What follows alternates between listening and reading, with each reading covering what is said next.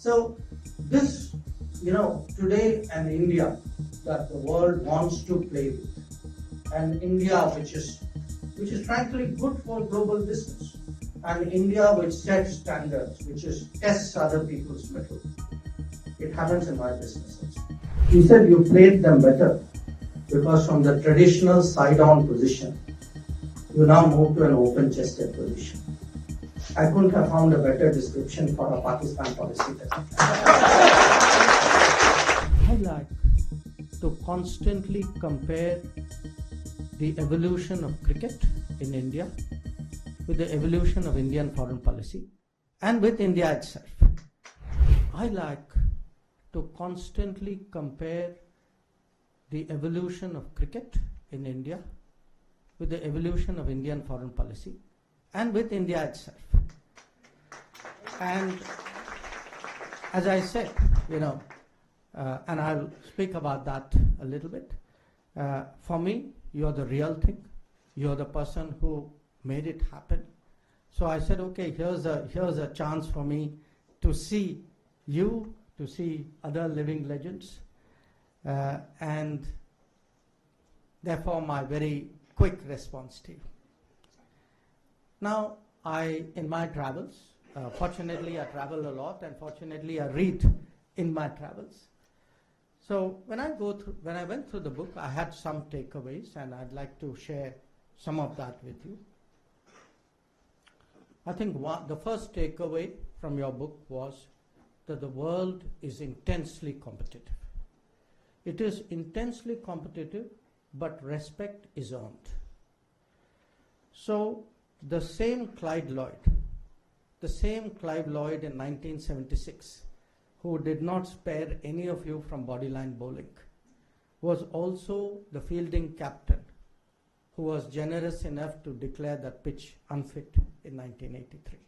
And that, in many ways, was respect earned. My interest as someone, who's very, a very avid follower of cricket, because to me, the common thing which between your line of work and mine is really the competitiveness. And often people, when they think of foreign policy, I get this question, saying, it must be like a chess game, a grand stratagem, you make moves. It's actually not like chess at all. It's far more like cricket. And it is like cricket because, first of all, there are many players. Two, the playing conditions keep varying. Playing at home and playing abroad are very different. You are at the umpire's whims at times.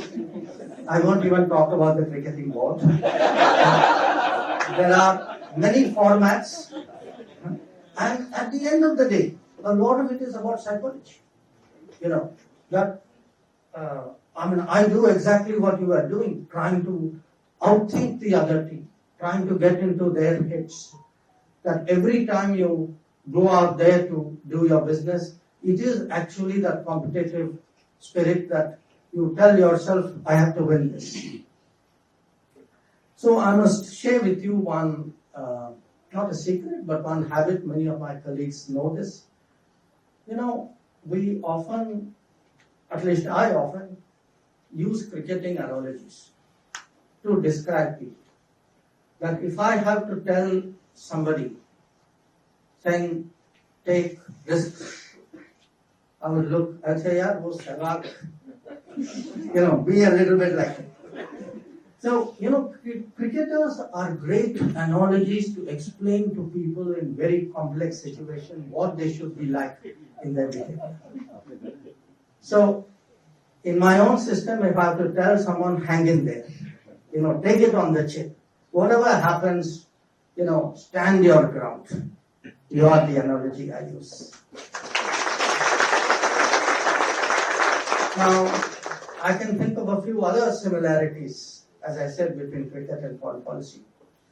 One of the points today, again, because the world has changed so much, it's very hard to to appreciate how it was in the 60s and 70s. There were big gaps in our playing foreign teams. Because not everybody is big in the sports. I mean, one example you give is between our first tour of Australia and our second tour, it was 8 years.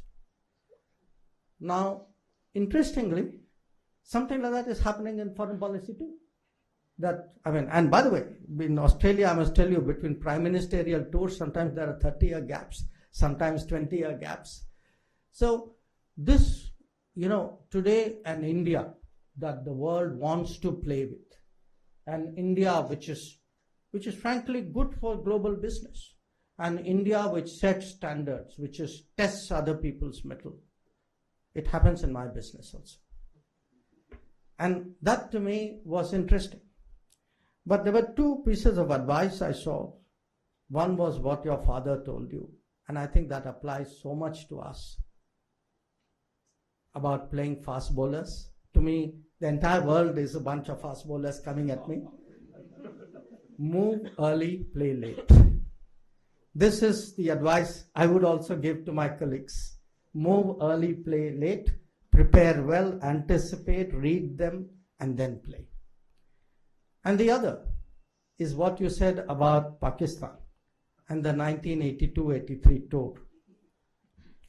You said you played them better because from the traditional side-on position, you now move to an open-chested position.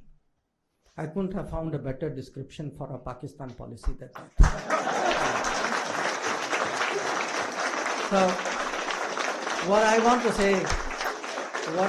say to all of you today, we are here to appreciate, we are here to admire, we are here to applaud. You are a person, I think, really true grit, stout heart, a strong rib cage, never say die, absolutely reliable, selfless. In many ways, a future generational model, not just in cricket. So thank you again for the privilege of having me.